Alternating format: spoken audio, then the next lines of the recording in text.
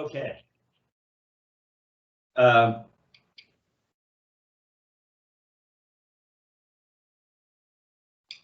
Looks good. Yeah, I want you to be able to see what I'm doing. All right, so we're working on the Swiss Triplet. We also worked prior to that, the stroke that precedes it, in the Murray Spivack Percussion Studio is the Flam tap. So let's take a look at the Flam tap to see how that's coming along. And I think I got you up to 72. Yeah. What does it look like there? Let's see.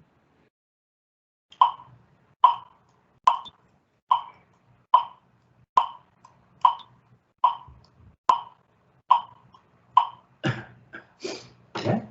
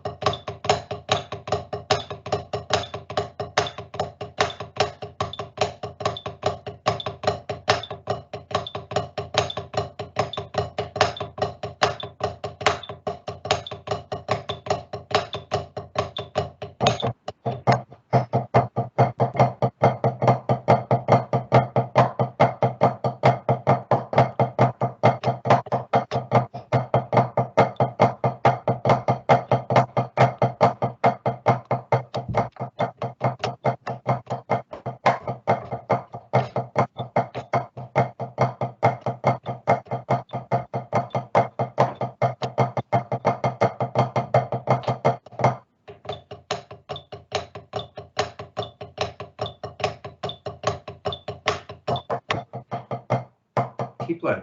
Keep playing.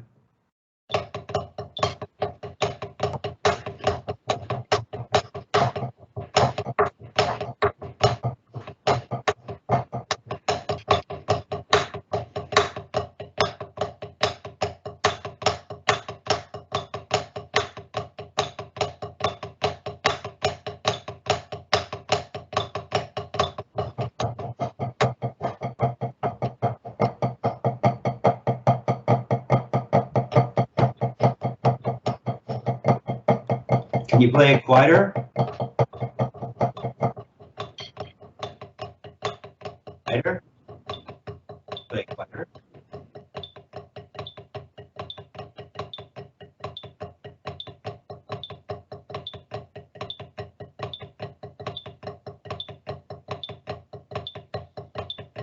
Okay. So when it takes me longer to figure out how it is that I can help you improve, that's always a good sign. Right? That means it's coming along. Now, can you play it more slowly? See what you did, which is cool, right? Because there are two iterations of the Flam tap in the library. One is played as eighth notes, the other is 16ths. And you played the second iteration, which is cool. Can you play the first iteration? Can you play that as eighth notes? Let's see what that sounds like. Remember, sometimes slow rebounds can be more difficult. Not always, but let's see.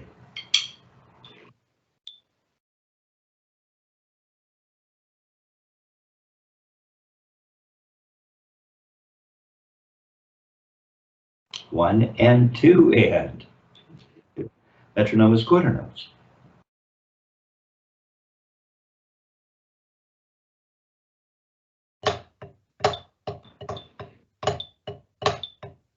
I see. Isn't that interesting?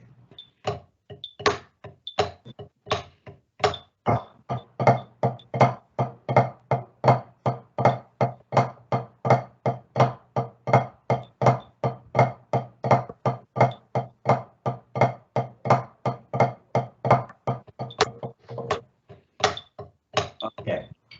Half. Now you're busted. Interesting, right?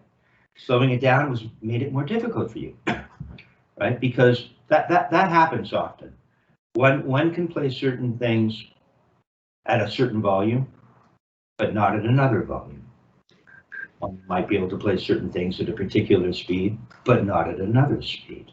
Why is that? Well, that means that there's a flaw in the system, right? Something's not quite right.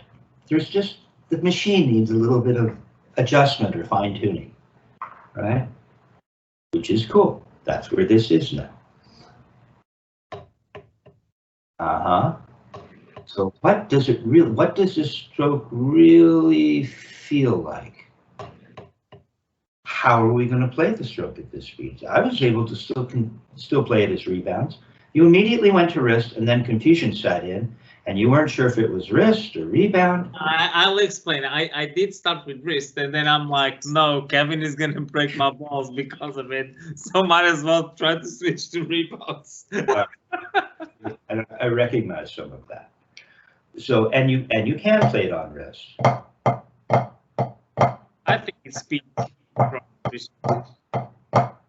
Or we can play it on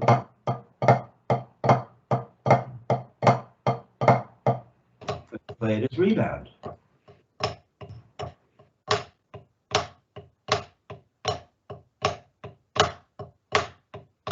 Go ahead now, try to play it as rebound.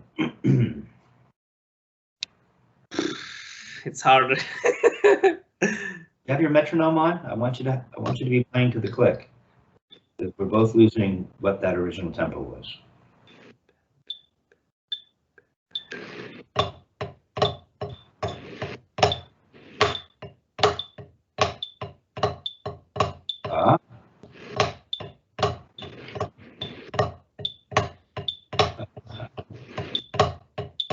Yeah, I mean, there's less control. Of course, it's harder. I mean, let's see. So it's 3 notes in each hand, right?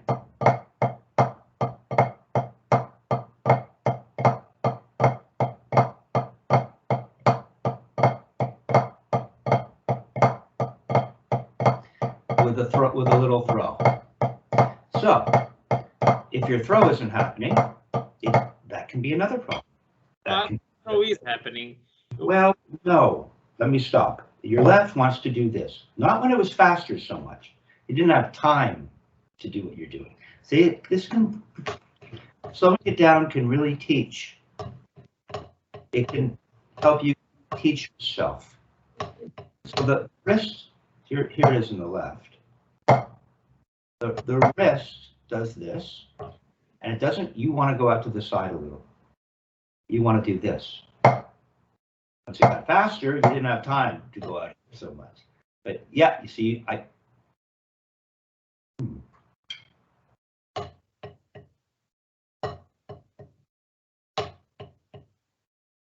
think for me, the big struggle is to always make sure that the rebounds are at consistent heights, right?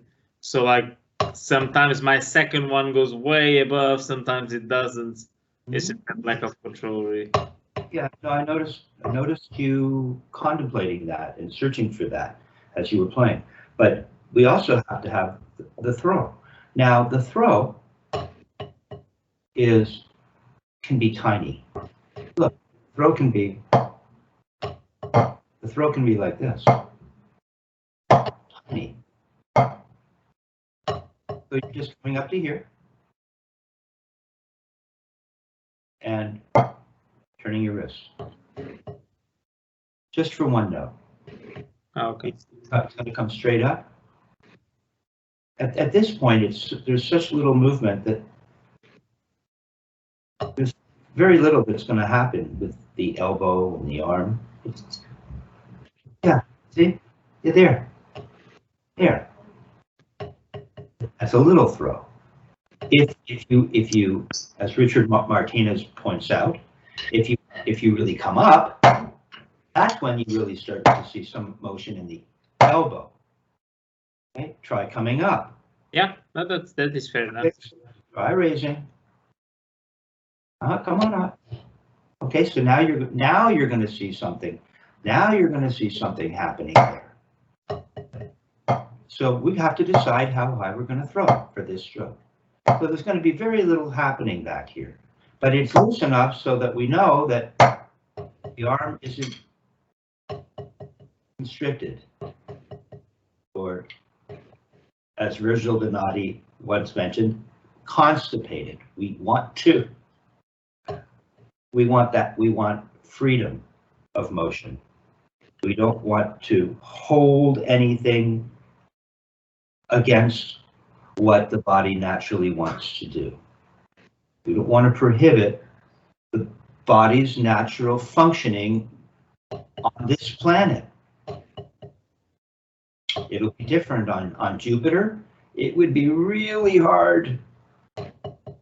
I guess all the muscles involved in pulling, so that you can lift an arm or a finger or a leg on Jupiter, they'd all be really massive. And all the muscles involved in pulling so that your leg would return as you walk to the terra firma, or the gas in that case, or so that your arm would. Now you have so much gravity on Jupiter that those muscles might atrophy, and we'd all look very different. I don't know, right? But on this planet, we don't want to interfere with the body, which is a simple machine formed out of many lever systems, right? Each joint is a fulcrum, and we don't want to interfere with the physics on Earth. Okay, so that's a good throw. That's a better throw. Now, if you can make that throw for one note, what will happen if you have proper grip? It'll bounce. You got, oh, now just give me 3 of them. Okay, and it's slow, and it's nice and open. Now do that in the right. See if you can make one downstroke in the right without doing anything, not going out to the side, just straight up. Practicing 2 weeks of like doing like a big like motion, and now it's like when you're like always pushing, it's like no, I want like a big throw. Now I'm like practicing big throw. No, let's forget about the big throw. Let's go small throw now. Thanks. But you see, that's where so many drummers fail. They don't have pianissimo to triple forte. No, I agree. So you see, we are going to have a bigger throw if we're playing loud. Now I've asked you to play more quietly and slowly. Now I'm challenging you in another way. This is going to have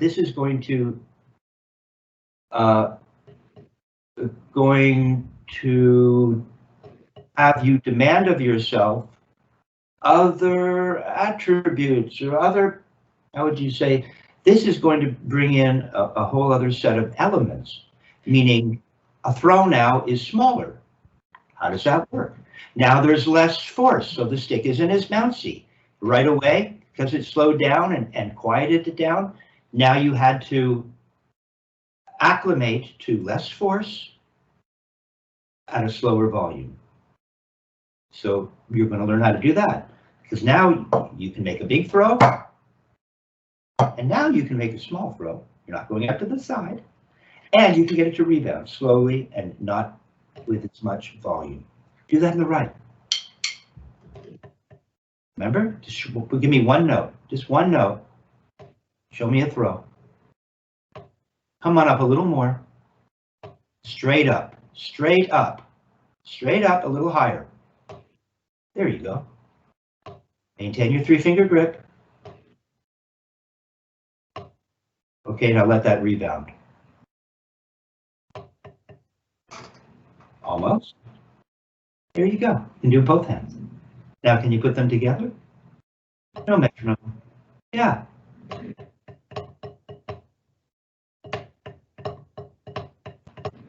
All of this. Just show me the little throws without the rebounds for one note. What would that look like?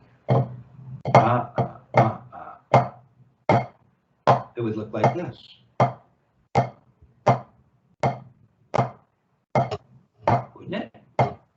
That's all that's happening. And then we're going to let it bounce.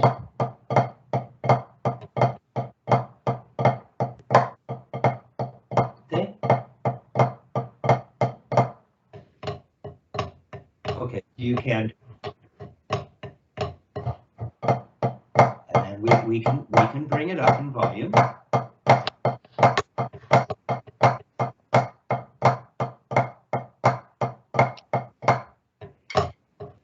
Straight up.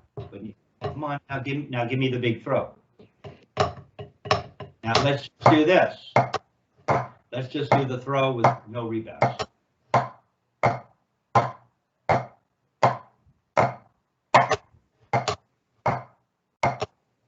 And then we're going to go, when we're ready, let me take a look. Stay with me.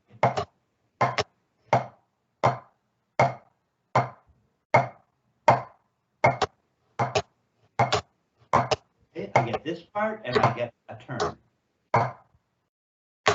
And when I'm small, I get this part and I get a turn. I get bigger, I get this part and I get a turn. There you go. Straight up and turn. And then let it, good, okay. Now, give me the bigger throw with rebounds. Come on, let it bounce in the left. Now you've gone to a wrist. Now, okay, now you have something new to contend with. Now, because you're adding more force, you've lost a rebound as you've increased volume by raising, because this technique is about getting more volume by the amount of height of turn or throw, which is still a turn. Okay, so look, that's all it is. Straight up, straight up. See, when I see, is that true? Does that happen? No, watch. Here's what I saw. See, when you made the small throw, everything looked relaxed and normal. When you made your bigger throw, here's what I saw. You see, here's a small throw. See how little this is moving, right? Now here's a bigger throw. You see, as I come up, I'm moving through what would be a smaller throw. And so nothing really has happened until I really start to come up. Here's what I saw with you. The small throw was fine. You went to make the big throw, and this happened immediately. The arm came out right away. So where did the small throw go? Your big throw doesn't involve a smaller throw, potentially. What if we're about to go up for a big throw, and it turns out the vocalist, she wants to sing this section really quietly. So we catch ourselves and we don't make a big throw. But not you, you've already started to make your big throw and you're out here. You see, it has to move through a small throw. And then things will react and counter. There you go. Now move through that motion to there you go. Now make a big motion like that, but don't just go yanking your arm out right away, right? And then turn and let it rebound. Yeah, think about the grip, think about the fulcrum. Now where are you identify what fulcrum you're using? Could be the first finger and thumb, could be. Even if we're not pulling with our fingers, it could be. Usually most guys make this the fulcrum, the first finger and thumb, and they manipulate with their fingers. Or the fulcrum could be in that Carlos Vega place in between the three fingers. Or it could be, you could consider towards the middle finger. Come on, don't go yet throwing your elbow out. The elbow should come out that quickly, should it? There. You haven't barely come up enough to move the elbow. You're not really even, not even, there you go. Yeah, there you go. There you go. Good. Now do that in both hands, and you got it. Now you have most of the dynamic spectrum, right? Easier said than done, but yeah. This way you can see my arm. Like do my what is it? Thomas Lang, and all those guys that the cutoff T-shirt. Because really, the system starts here. I get why they do that. Vinnie does that. Dave Weckel. Maybe that's part of the thinking. This is all free.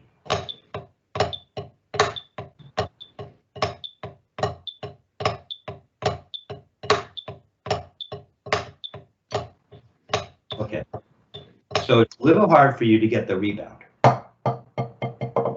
So just do this. Just come on up and let it bounce.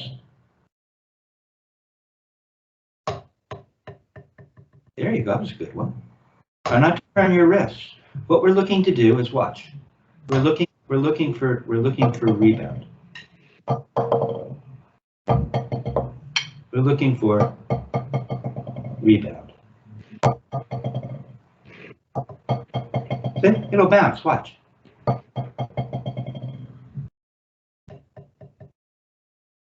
See? It'll bounce. So you don't have to turn your wrist for every note. So now we're in palm down, and it'll bounce. I feel that when I do the throw, that often like the stick kind of hits here and then here and kind of goes instead of just hitting always at the same position. You know? That's why the throw is so important, because if you land with an inaccurate trajectory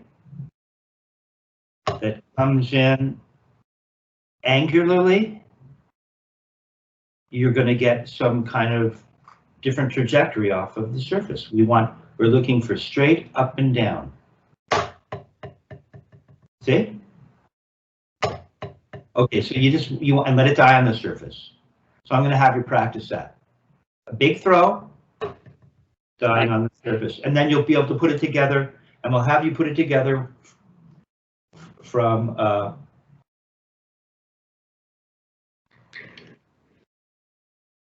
maybe we don't need you working on the thing as 16th notes right now. Yeah. Because, right? Let's just back this thing off a little bit. Blah, da, blah, da. So just go ahead and play it for me at, say, play it at 92. Let's see what it looks like. Put the metronome up to 92. There, it's looking good, man. See, you can do this shit. You can. It's still nothing changing to the muscle memory. It's new to you, and you're doing it in a vacuum, out of context, right? Where you can get one hand. So if you can get one hand to work by itself, then it's a matter of bringing the two hands together and maintaining focus. So I understand the fact that you can do it, because this is a one-handed technique. That's the idea. Can you do it with one hand? Once you can, you should be able to bring that hand together with the other hand that can do it by itself. Okay, so that's the work you do on your own.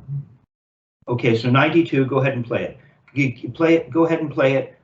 And we're going to have you work on it at a mezzo volume and a forte volume. So let's see it at mezzo. And 8 notes. 8 notes, yeah.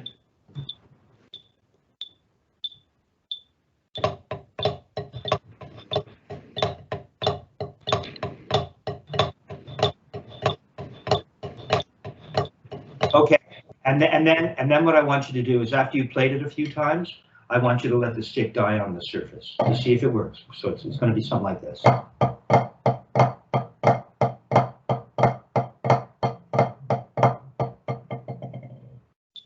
Okay, and you play a little more, and when you feel comfortable, okay, and then you're going to let the other hand die on the surface. Straight up, not to the side, straight up in the left, but not bad. Now you're going to play that. Now you're going to play that forte. So we're going to be raising more.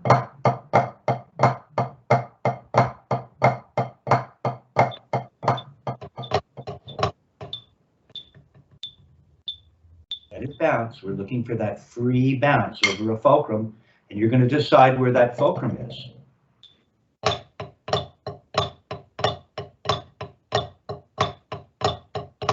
So it's coming along. So I'm going to have you do that. Let's take a quick look at the Swiss Triplet. It's good, man. starting to rebound at different volumes and different speeds. Okay. Now, see, as Murray would say, and Dick would say it, and Martinez says it, I'm sure Jack says it. You say it. This technique is about learning to control the rebound. That's what's happening here. Okay?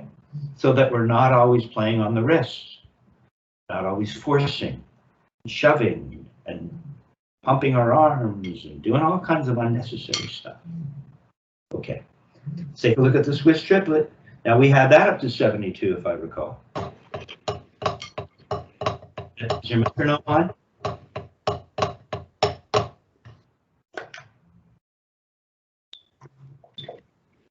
Remember, straight up with that throw. That throw is important.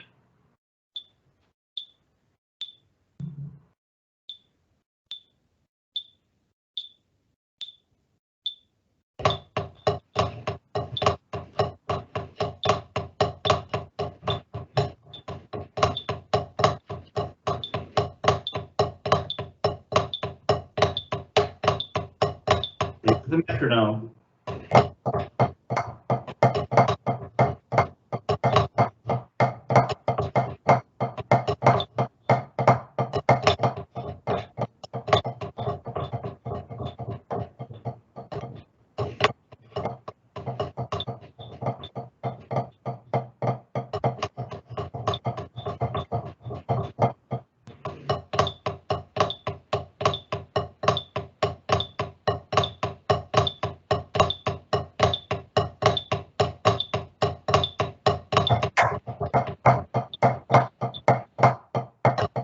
Give me a bigger throw. Give me a bigger throw. Let's see what's happening.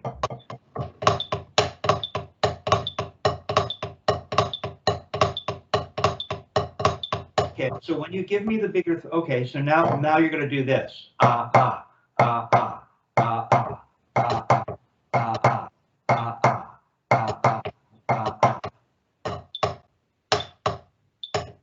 not quite enough. Nope. Now your throw, which you had for the Flam tap, because you had more time in between the Flam tap. Now your throw is suffering some other level of confusion. So what? All you need to think about is, because you got the idea of a small throw and not leading with the elbow. Now and then you were able to transfer that knowledge into a bigger throw, so that you do move through what would be a smaller throw, but you're going to continue up, and then you're really going to see the elbow. You don't have to do all this. Just don't even think about it. Just don't remember. That's the line. Don't think. Concentrate. Okay. So we're coming up. Thusly. Nope. Your elbows for that. See. Stay in your left. Stay in your left for a sec, because that's more of the culprit here. Okay. So let's work on the hand that it is typically less efficient. Okay, so we're just coming up like this for a small throw. Come on up a little more. Come on.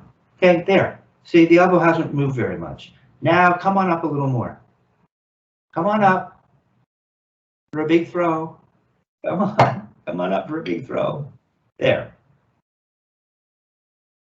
Come on. That's when the elbow will start to come out. When you start to really come up. There you go.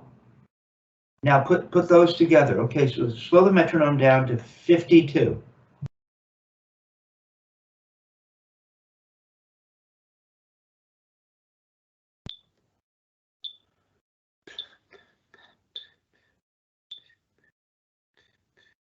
There you go, not bad.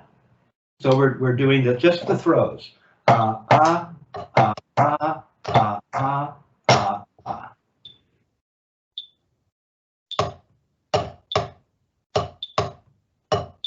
elbow's not going to come out until you start to really raise. You shouldn't see it come out right away. It doesn't come out the minute you begin to turn. It doesn't pop out that much. It's going to do this, isn't it? Hey.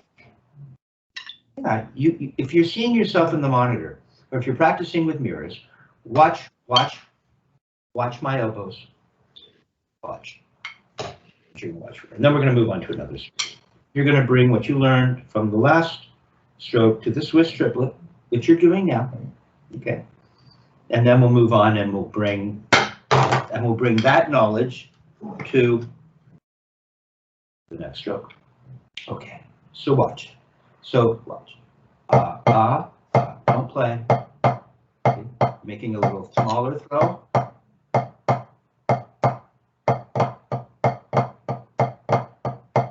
Now I'm going to make a bigger throw.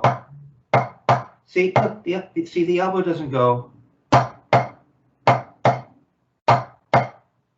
See, it does this. Watch.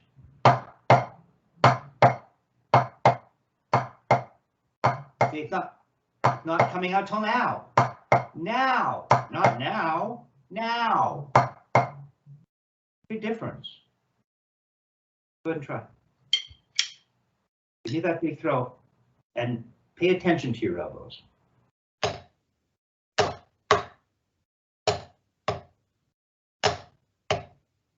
So you're at least gonna get up to here. Very little feeling of elbow. And now you're gonna go on higher. Now you're gonna feel it. You never get to here. I always see your elbow out here. By now. Okay, come up for a small throw and stop. No, just come up for the small throw and stop. See, the elbow should have barely moved. Do it again. Just play small throws for me right now. That's where we're going next. Both hands, play the rhythm. There you go. Yeah. Can't you feel that? So you're getting up this high and there's hardly any motion. You're not moving enough to create enough need for that level of countervalence. Can't you get to that height and then continue your journey up until you start to feel more of the arm come in? Come on, come up higher. There you go. Come on, there you go. Now let it rebound. Let it rebound. Come on, let it bounce. Let it bounce. Yeah, okay. So there you go. There you go. Okay, that's what we're looking for. Now do that smaller. We're still probably close to 92. Maybe not. You slow it down now. So put it back to 72. Or did I already slow you down to 72? I thought we sped it up.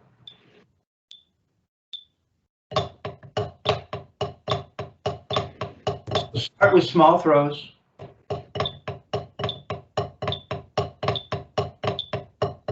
Okay, now make that bigger. Without losing that feeling as you come up and pass through what would be your small throw. Let it bounce. Okay, it's coming along. It's coming along. Think fulcrum as you let it bounce. So you have your arms to consider. Much better. And you want to consider the fulcrum so that you can do that. Okay, so with this stroke, with the Swiss triplet, I'm not going to have you play at one volume and let it die on the surface, and then play it at the other volume and let it die on the surface. This one, we're going to start small so that you can feel how the arms move coming up this high. And then we're going to have you come up to a forte throw and stroke, right? And you can practice it that way, and you can practice it with the stroke itself. So we're going to have you practice. We're going to have you practice that. There you go. There you go. Yep. And then have you practice just with the throws with no stroke, right? No rebound. So you're going to get both heights of throw. And then we're going to have you practice the actual stroke at both heights of throw. Good. Okay, now take a look at the Flam accent number 1, which should be on the same page, right?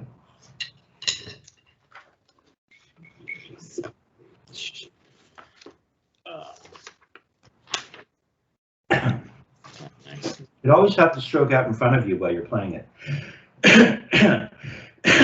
Pardon me.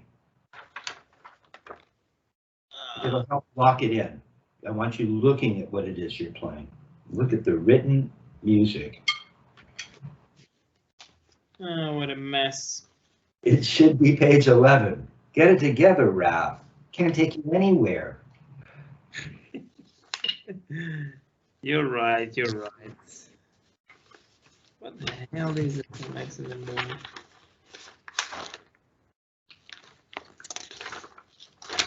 We need to hire a page turner. That's embarrassing.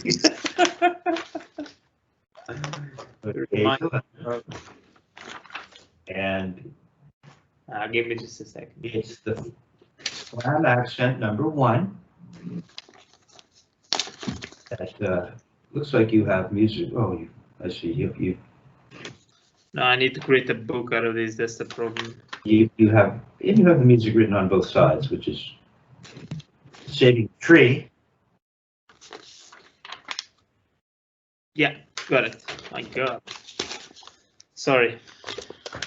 Okay, so let's take a look at this. Obviously, we know that because of the continuity of strokes that Spivack and Wilson was so famous for, we know that this stroke is following the Swiss Triplet for a reason. Right, so let's take a look at it before we go to play it. Let's know what it is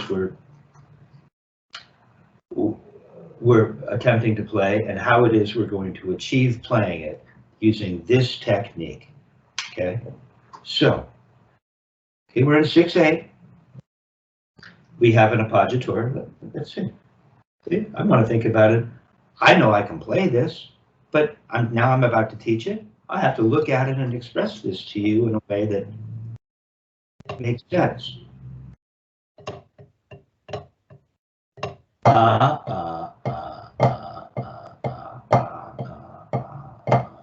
Now, see, right now I'm on the wrist.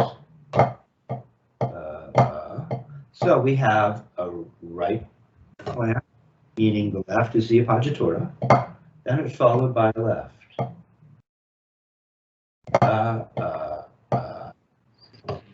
And instead of having you tell me what's going on, I'm going to help this thing move along because I don't want to run out of time. I want to get all of this in. So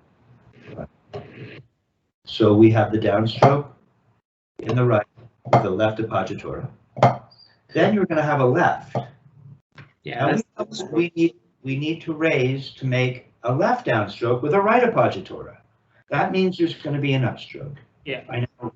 We know how this thing works, right? This technique is all about if you're raising, and typically we raise, don't have to, but typically we raise if we're going to play a flam.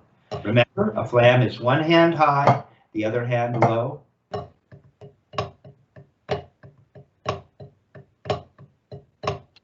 Okay, so we're going to make a right flam, then a left upstroke.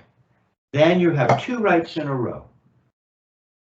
And that upstroke in the left will lead to the downstroke in the left so that you have a left flam. And the thing just continues to cycle back and forth. Now we know that the 2 rights, right, the second right being the appoggiatura for the left downstroke, at this speed, they're going to be wrist turns. But we know that as this thing speeds up, they'll become doubles.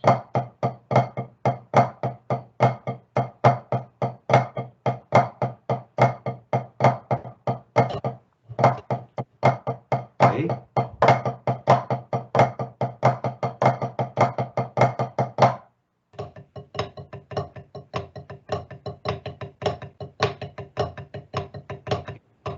Remember, you're famous for being able to play fast and a certain volume. So let's really break this down. Let's go through this methodically so that you don't end up only being able to play it at a certain volume or speed. Okay. So can you really play it on the wrist? That's for starters. Metronome on 54.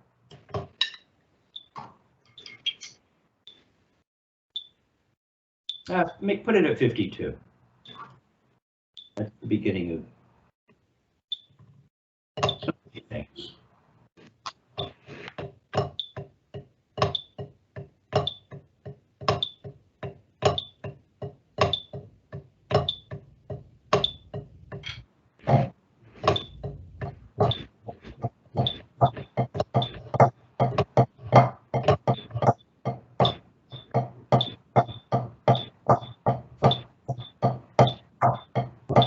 Can you give me a bigger throw?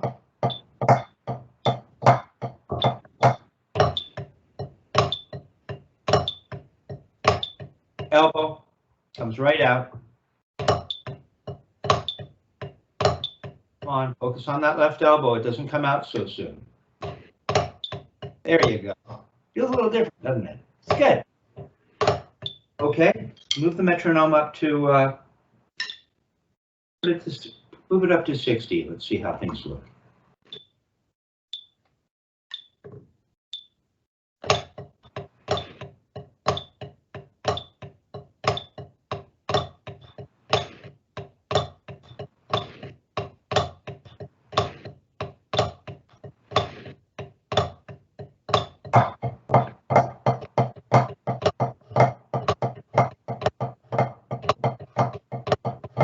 Got it right in between, isn't it? Is this wrist or we can still play it on the wrist?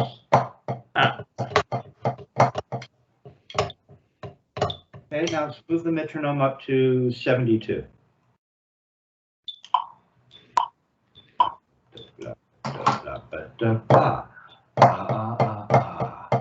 Now we're into like stick control territory speed. Stick control is typically 72 to 80, and we're working on playing it on the rebound. Oh,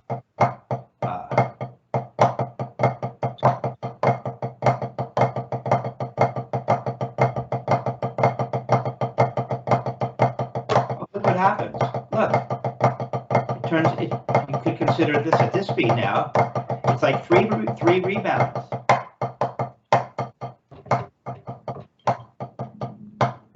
Yeah, because it's a double and the upstroke. Now it turned into 3 bounds, but is it now? It's 72? Maybe not. Don't jump ahead now. You have to move. You have to be patient and move through each speed, because each speed will. Yeah, see, for me now.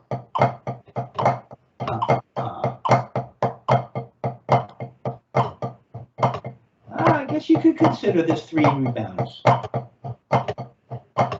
with an upstroke on the last. Okay, so now we're getting into rebounds. Yeah, it's like a double. It's a double and then an upstroke. Right, but we're allowing that stick to rock over the fulcrum for 3 notes. And on the rest of the 3 notes, we make that an up. Yeah, exactly. I'm thinking of it. Yeah. You could think of it as 2 rebounds and an up, perhaps. I'm thinking of it as 3 notes. There you go, like that. That was good. Good. Okay, go ahead and. There you go. Yeah. Yeah. This is really simple. As you really start to get your head around it, you'll laugh at how simple it is. A child could do it. I know. Go ahead and put the metronome on, because the metronome provides us the speed, and the speed will demand certain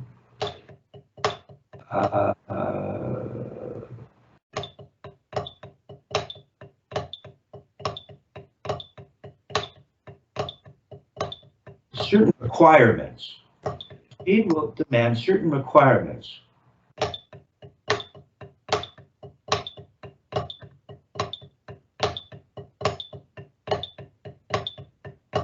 So you're still really on the wrist there, huh? There's no maybe. You're on the wrist. I disagree. Well, when you watch back, you'll.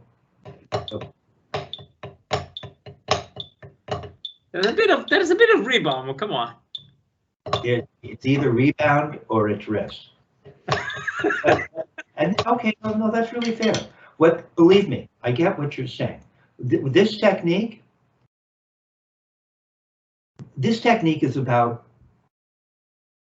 eliminating the confusion that comes, that most of us experience, which is it wrist or rebound? Oh, it's sort of something maybe in between. No, this technique, it's either wrist or it's rebound, right? We want to make that distinction, and that's really an important. It's good that you focused on that. So that's important. So we're here at 72. So here's wrist. See, I'm doing the watch. I'm doing that. Do that. Let's play the first part of it. Good, because this will develop your wrist too, which you want to do. See, your wrist is turning better. Your left. Your horrible left that you complain about all the time. Right? There. Now go ahead and play the first part of the stroke and then just go to turns. Blah, da, da, da. No. Just watch. It's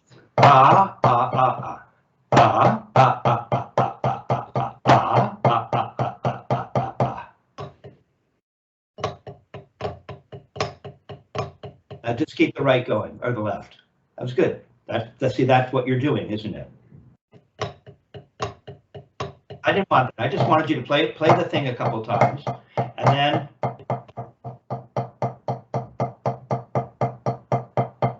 turn your wrist. Isn't that all you're doing? Right? So you can play at this speed. You have to make a decision. Am I playing it on the wrist? See, am I playing, or am I going to play it a rebound? Then it would do this. Watch, Raph. Then it would do this. Try that. Okay. There. You're not on the wrist. Yeah, that's very different. You're not doing this. Yeah, no, of course it is. Yes. Totally different. That's really important. Okay, now you get that. Yeah. Cool. Okay, so can you maintain this? It's this territory where it can be either or. Can you play it as rebounds?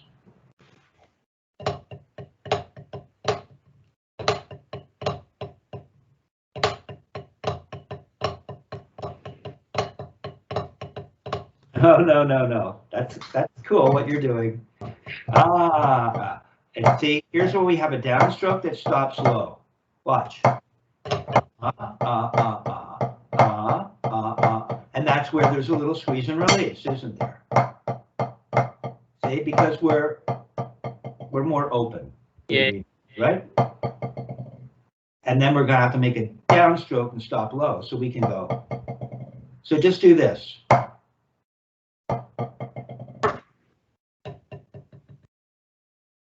Do it again.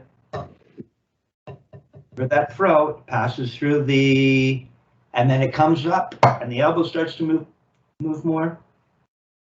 Come on up. Good, not bad. No, elbow came out too soon. There you go. Let it come out. If you're going to come up that high, let it do its thing. No, be slower, wouldn't it?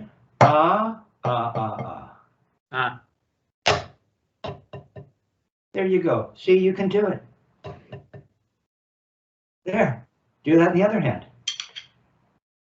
Oh, elbow came out too soon.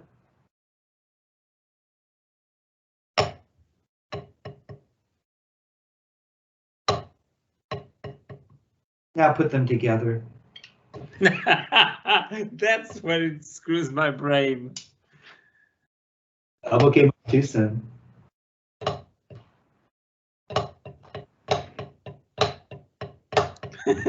I'm using wrist again. Okay, so this is why these strokes are so helpful, right? So that you can go from one stroke to the other.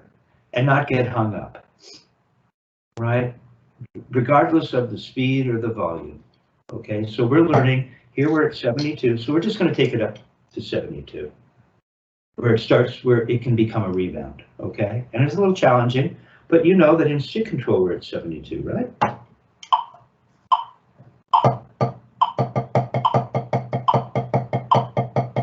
Isn't that stick control?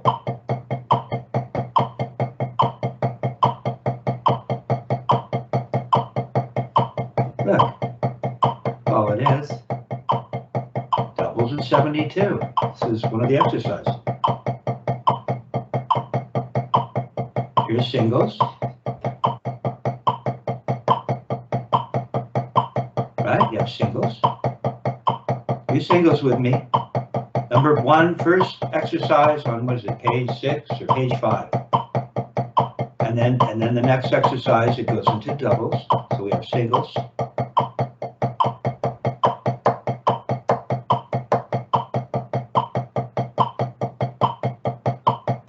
And this turns into doubles.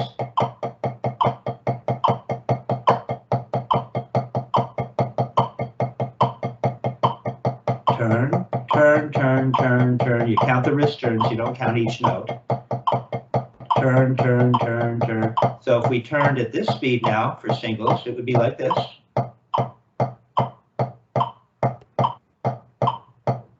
Stick is just laying in the hand. I have a 3-finger grip. I have all kinds of fulcrum potential. So see, I'm just turning once. And then I'm going to turn that into doubles.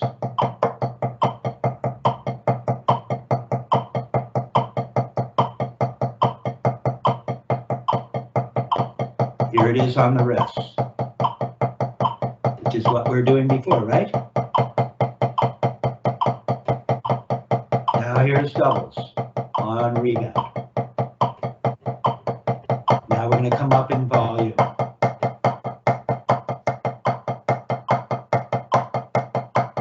Come on up in volume. Okay, we have to have volume potential for every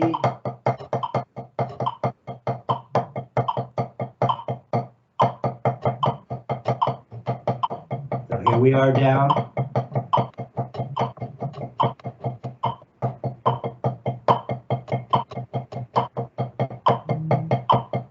Here we are down at a quieter volume.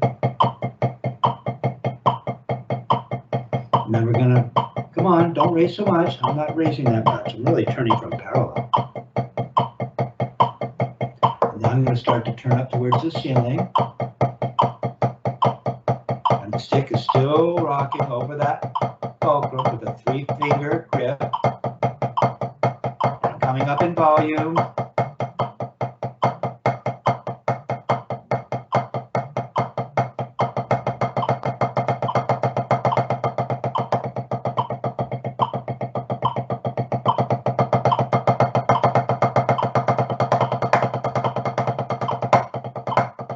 See?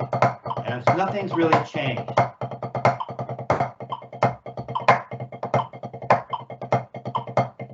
Here's a little throw. Now I'm going to bring the whole thing up, and the throw will be in proportion to the height of turn, because now I'm here.